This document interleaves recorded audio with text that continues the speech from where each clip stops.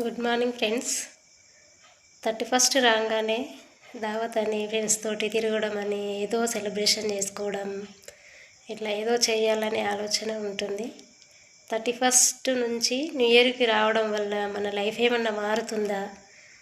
అసలు 31st చేసుకోవడం వల్ల ఖర్చు తప్ప అలా మిగిలేది ఏమి ఉండదు. అందుకోసమని 31స్ట్లని పిచ్చి పిచ్చి ఖర్చులు ఏం పెట్టని అవసరమే లేదు. అట్లా పెడితే మన లైఫ్ మారుతుంది అనుకుంటే అట్లే పెట్టండి.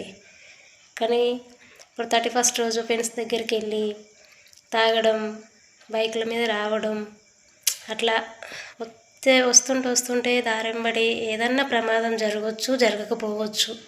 ఒకవేళ జరిగి ఉంటేనైతే మీ అమ్మ నాన్నకు కానీ, మీ భార్య పిల్లలకు కానీ, ఇంకా మీ అక్క చెల్లె వాళ్ళకు, అన్న వాళ్ళకు, మీ ఫ్యామిలీ మొత్తానికైతే మీరు ఒక లేని లోటుగా ఉండిపోతారు. కాబట్టి 31st అని ఏదో అని ఊహలల్లో ఫ్రెండ్స్ తోటి తాగడం కానీ, తినడం కానీ, ఎంజాయ్మెంట్ అనేది ఊహలలో పెట్టుకొని మాత్రం మీ జీవితాన్ని ఆగం చేసుకోకండి.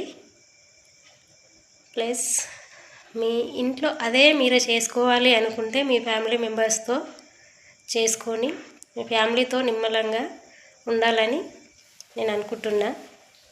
కానీ కొంతమంది ఏంటంటే చిచ్చిరుగా తిరగడము, చేయడము, ఫ్రెండ్స్ తోటే ఎంజాయ్ ఉంటుంది అని అనుకుంటారు. కానీ ఫ్రెండ్స్ తోటి ఎలాంటి ఎంజాయ్ ఉండదు.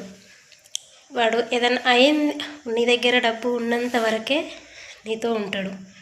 నీ దగ్గర డబ్బు మాత్రం అయిపోయింది అంటే నీ దగ్గర వాడు కూడా రాడు, నేను చూడగట్లని చూడడు. ఒకవేళ నువ్వు కాల్ చేసినా కానీ సరేలే వాడు ఫోన్ చేస్తున్నామో వాడి దగ్గరికి వెళ్ళొద్దు అనే ఉద్దేశమే వాడికి ఉంటుంది తప్ప, అయ్యో అవును ఉన్నప్పుడు వాడి దగ్గర తిన్నాము, ఇప్పుడు కాల్ చేస్తుండు కదా అని అయితే రారు.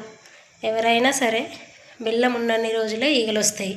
అదొక్కటి గుర్తుపెట్టుకొని దావతులని, ఇట్లా పార్టీలని, ఇలాంటి వీటికి వెళ్ళే ముందు ఎవరైనా సరే ఆడపిల్లలు కావచ్చు, మగపిల్లలు కావచ్చు, అట్లా వెళ్ళే ముందు ఇవన్నీ ఆలోచించుకొని వెళ్ళాలి ఫ్రెండ్స్. Thank you.